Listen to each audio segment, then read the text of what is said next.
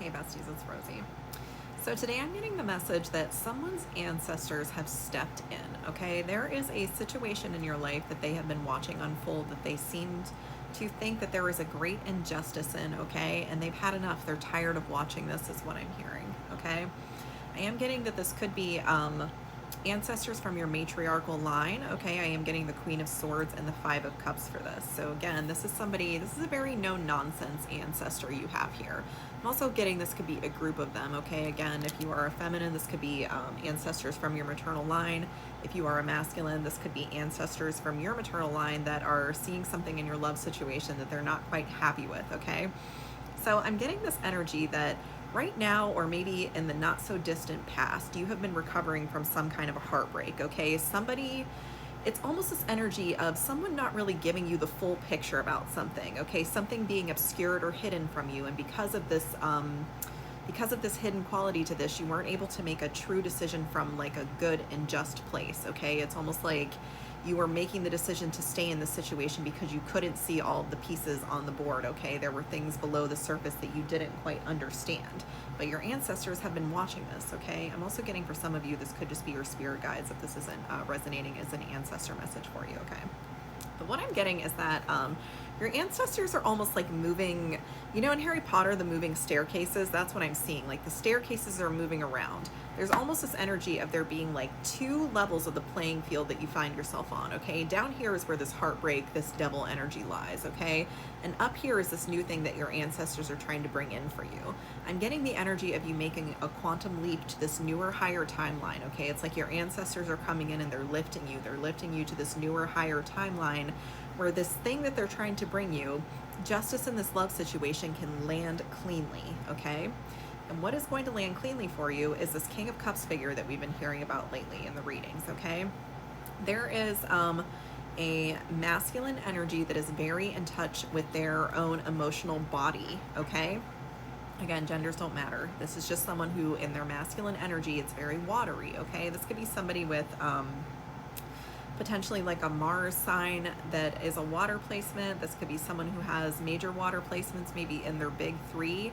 And even if not, even if in their chart very little, somehow this person has found some outward way to become very in touch with their emotions, okay? They're very much led by their heart space. This is a heart-led energy. This is also someone incredibly grounded, and they're grounded in the energy of love, okay? They're very much rooted in the energy of love. I've also got the Lovers and the Three of Cups, okay? This is going to be a very strong bond. This could be a twin flame. This could be a high-level soulmate. For some of you, this could be your kingdom spouse. I'm also getting there's going to be a high degree of like a friendship energy, but not really just in a, oh, we have lots of things in common, like we like the same shows or something like that. It's not going to be like that, I'm getting. It's going to be much deeper. If you see this heart is on fire, okay, this is an unusual image for the Three of Cups. This is a heart alight. This person, something about them is going to light up your heart chakra. You're going to have this effect on one another, okay? Another thing I'm hearing from your ancestors is why they're kind of intervening here. One, maybe you prayed for this, okay? Maybe you prayed for someone to come through and kind of elevate your love life to give you better options or something like that. But another message that I'm getting is that they have seen you be alone for too long, okay? I've got the Hermit and the Seven of Pentacles. So there's this energy of like, whatever it is you're supposed to be doing right now, whatever it is you're supposed to be working on, whatever it is you're supposed to be learning, you're not going to be able to truly do that until you have this outward mirror, this outward counterpart showing you something in the realm of your emotions. Okay, let's see if I can get what that is.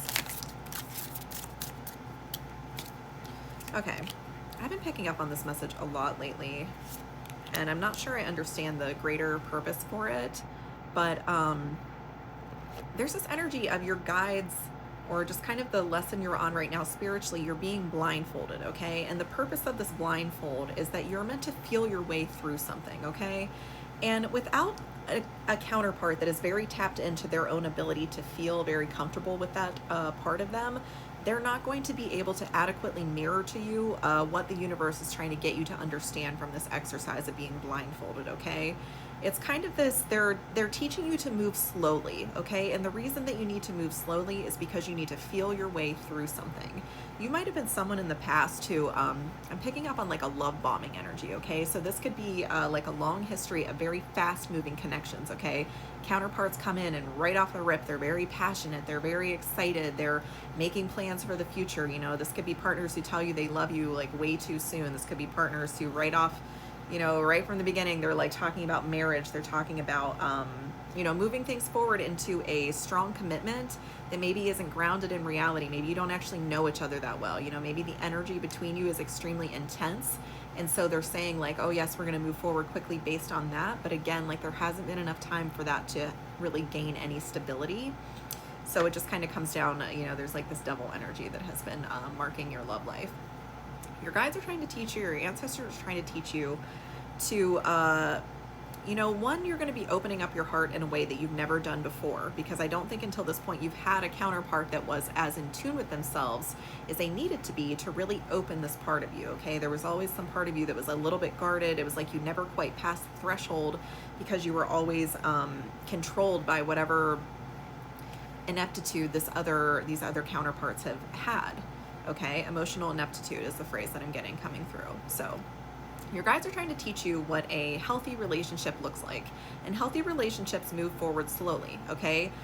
Trust is built through actions matching words over time, okay? So these other counterparts might have come in and they gave you a lot of great words, okay? They were telling you stuff that was really exciting. But when it came down to their actions being able to match, there was a mismatch there, okay? Because again, these promises or whatever, these agreements were made on very shaky footing. So Spirit is trying to teach you to slow down, trust what you're feeling. You know, even if your outward reality is maybe not in agreement or in accordance with what you're feeling, you're supposed to be trusting what you feel over what you can see. Spirit, what else about that? Okay. Spirit is trying to teach you how to balance a great passion that you feel for someone, okay? I'm getting that you're going to have very strong feelings for this King of Cups figure, okay? Whoever this is for you. There's going to be a lot of passion. There's going to be a lot of chemistry. And in the past, that might have put you off kilter in some way when you experience something like that.